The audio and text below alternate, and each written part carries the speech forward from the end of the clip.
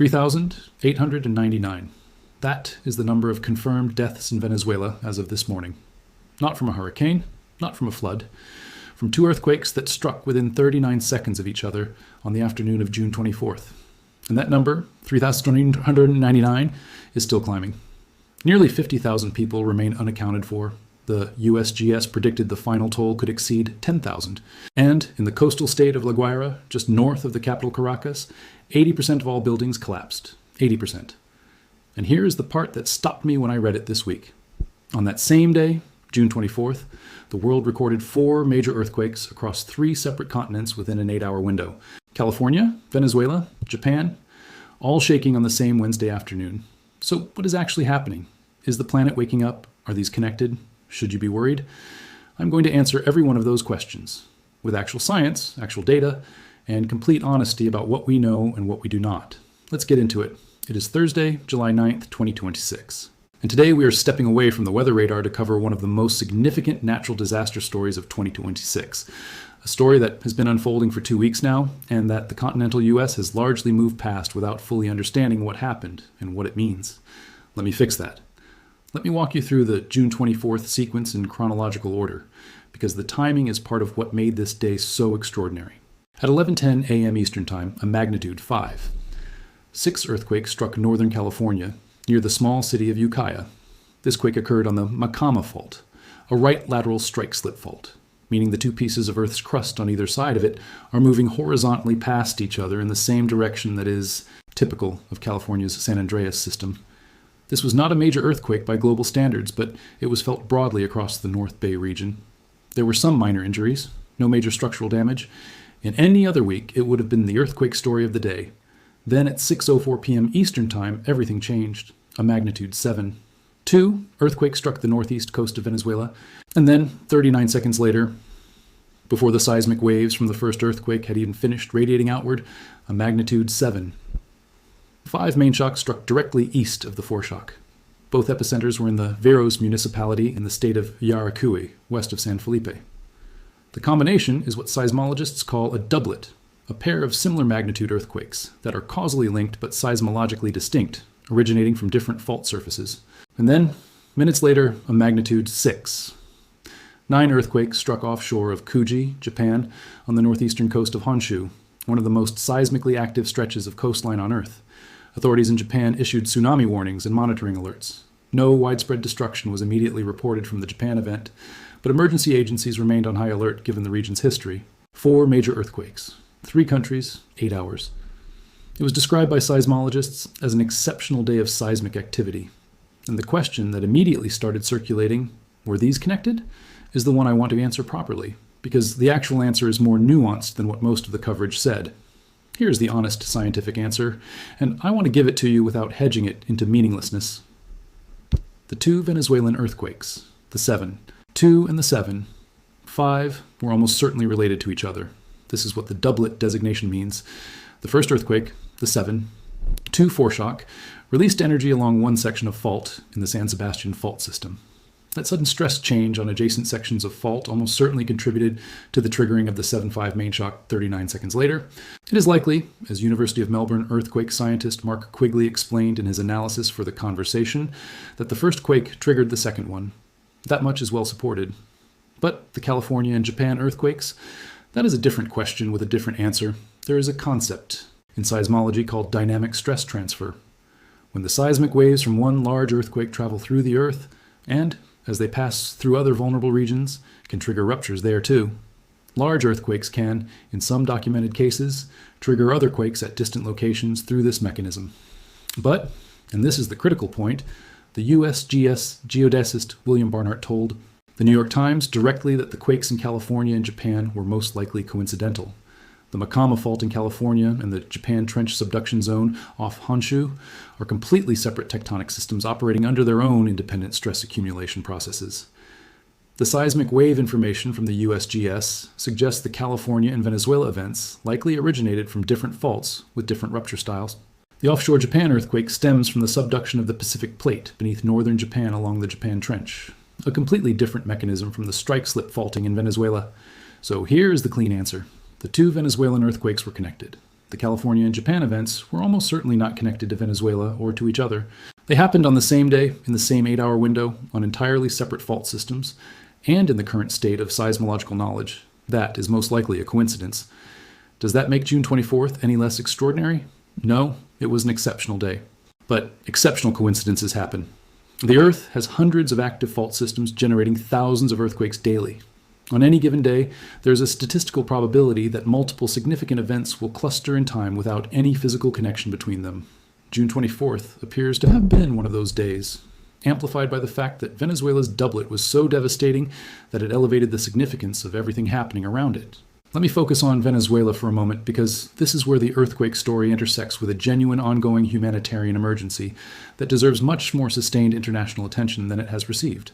The confirmed death toll as of this morning, July 9th, has risen to 3,299, according to WMNF's live coverage citing the latest government update, with 740 people injured and 17,907 displaced from their homes.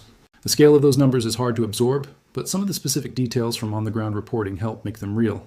In La Guaira, the coastal state immediately north of Caracas, 80% of buildings collapsed. 80%. Not damaged. Collapsed. The state-run Hotel Santuario La Llanada partially collapsed, trapping and likely killing most of its inhabitants, including many recently repatriated Venezuelan citizens who had arrived on deportation flights from the United States just hours before the earthquake struck. The irony of that timing, people being returned home to die in a building collapse within hours of landing, is almost too painful to state. The country has experienced more than 862 aftershocks since the initial doublet. Families are living in the rubble of their neighborhoods, sleeping in parks and on streets, because the aftershocks have made many partially standing buildings too dangerous to re-enter. More than 28,000 Venezuelans have homes classified as in danger of collapse. At least 12,800 people are staying in 80 shelters across Caracas and La Guaira alone. The human rescue stories that emerged from the rubble in the days that followed were both devastating and remarkable. A father of two was pulled from under a destroyed shopping mall after a 120-hour rescue operation. A woman named Diana Patino and her 18-day-old son, Juan David, were rescued from their collapsed apartment after being trapped for more than 30 hours. Rescuers were able to get water to the infant by sliding a straw through a pipe in the rubble. A 12-year-old girl named Fabiana Blanco spent 30 hours trapped before being rescued, suffering injuries to her legs and back that required a cast and crutches. But alongside those individual moments of survival, there is a growing crisis that NBC News, Noticias Telemundo, and Al Jazeera have all documented in detail. The country's already fragile healthcare system has been overwhelmed. The only private health clinic still operating in La Guaira lost 6 of its doctors and 5 staff members to the earthquakes themselves. It is now operating with donated supplies and medication. Doctors on the ground are warning that infectious disease outbreaks in the disaster zone are not a future risk. They are an active threat right now.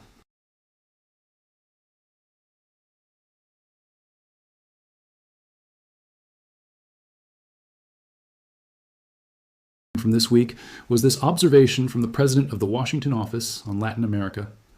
In a government in any other country, the first responder should be the state. In the case of Venezuela, the state has been the last responder.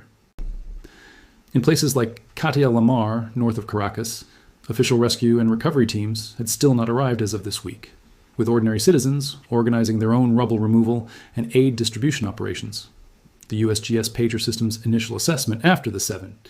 2 foreshock estimated a 37% probability of 1,000 to 10,000 deaths and a 39% probability of 10,000 to 100,000 deaths. With the confirmed toll at 3,899 and nearly 50,000 unaccounted for, the final number could still rise significantly above the current official count. The United Nations Development Program has estimated 4, 7 to 8, $7 billion in housing and economic damage, roughly 6% of Venezuela's gross domestic product. And that figure does not include long-term infrastructure disruption or reconstruction costs. The country's interim government has formally requested $85 billion from the International Monetary Fund to finance recovery. This is one of the largest natural disasters in the Western Hemisphere in recent years. It happened during a week when the continental United States was consumed by a historic heat dome, and it deserves sustained attention beyond the initial news cycle. I want to spend a moment on something that the scientific literature specifically documents about why the Venezuela death toll was so high compared to what the earthquake's raw magnitude might suggest. A magnitude 7. 5 earthquake is genuinely powerful, but earthquakes of similar magnitude have struck other countries with dramatically lower death tolls. The difference, in almost every case, comes down to building construction quality. In Venezuela, the catastrophic scale of the collapse in La Guaira and Caracas was directly attributable to decades of substandard construction, combined with inadequate enforcement of seismic codes. The Wikipedia documentation of this event is specific and damning. After the 1967 Caracas earthquake, the government revised its seismic codes, but those new codes were never consistently enforced. Then, after the Vargas landslides of 1999, the administration rushed to build housing for displaced populations. And that speed came at the expense of structural standards. Engineers specifically highlighted the proliferation of what are called soft story buildings, structures where the ground floor has fewer structural elements than the floors above, often to create open commercial space or garages. These buildings are specifically vulnerable to pancake collapses during earthquakes, where the upper floors crash straight down onto the weakened ground floor like a stack of pancakes. An estimated 60,000 buildings were damaged or destroyed across Venezuela. In La Guaira, 80% of the building stock collapsed. These are not natural outcomes of the earthquake's energy. They are the outcome of what happens when building codes are written but not enforced, when construction shortcuts are taken and never corrected, and when a country's infrastructure has been allowed to degrade over decades of economic crisis. The same Bocono-San Sebastian El Pilar fault system that ruptured on June 24th has been identified by geophysicists for years as capable of producing exactly this scale of earthquake. The San Sebastian fault was assessed as capable of producing a magnitude 7. One earthquake. The Bocono fault, which last ruptured in 1812, has been accumulating a slip deficit that experts had said could release as a 7, 0 to 7, 6 magnitude event. The June 24th doublet was, in a very real sense, expected in the broad geological sense. What was not adequately prepared for was the building stock's ability to survive it. I want to address the larger question that the title of today's video raises. Is the planet actually seeing more earthquakes right now? Are things getting worse? The honest scientific answer is, not necessarily. The Earth produces approximately 4 million earthquakes per year. Most of them are too small to feel. Around 134 per year are magnitude 6 or greater. Around 17 per year are magnitude 7 or greater. And on average, 1 to 2 per year are magnitude 8 or greater.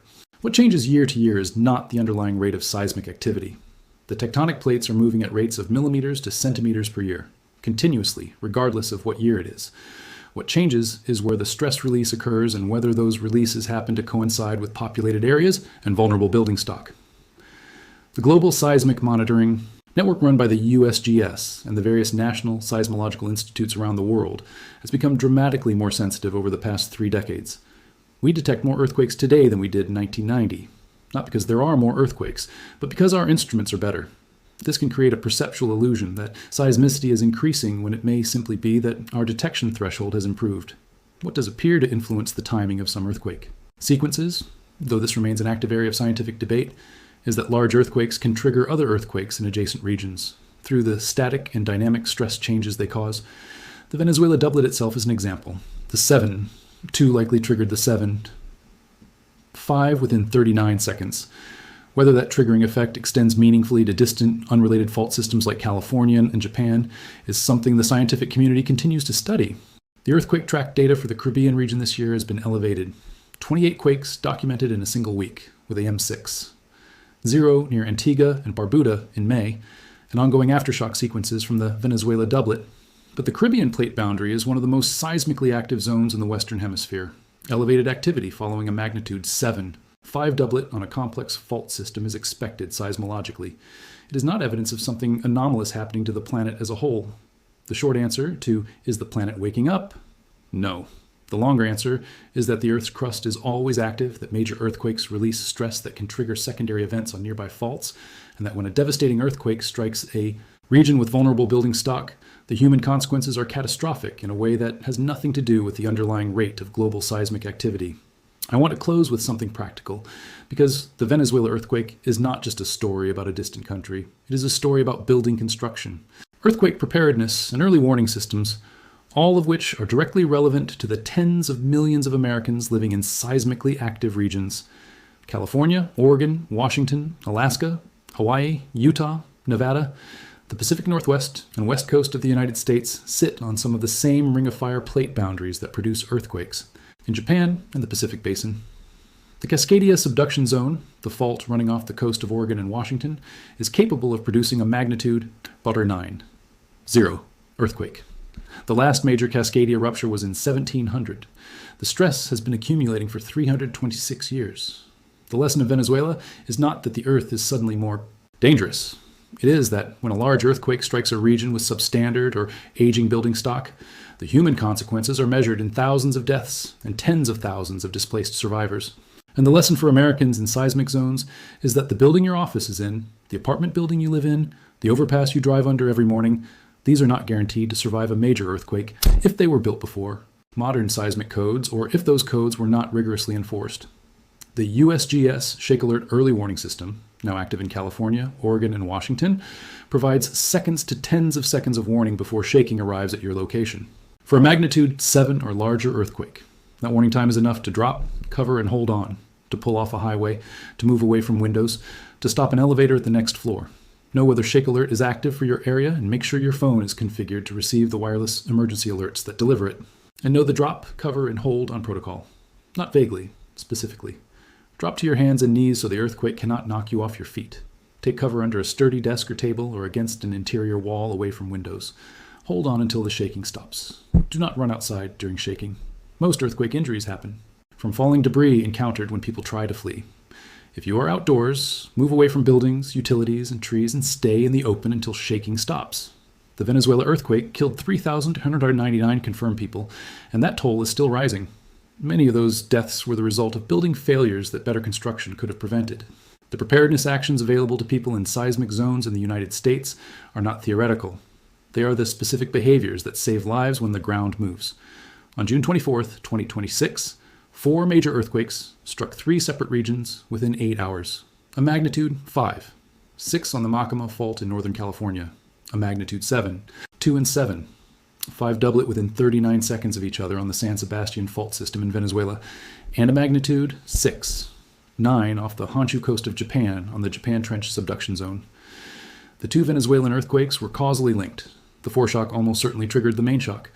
The California and Japan events were, by the current scientific consensus of USGS geodesists and earthquake scientists at the University of Melbourne, most likely coincidental, occurring on completely separate tectonic systems with no demonstrated physical connection to each other or to Venezuela.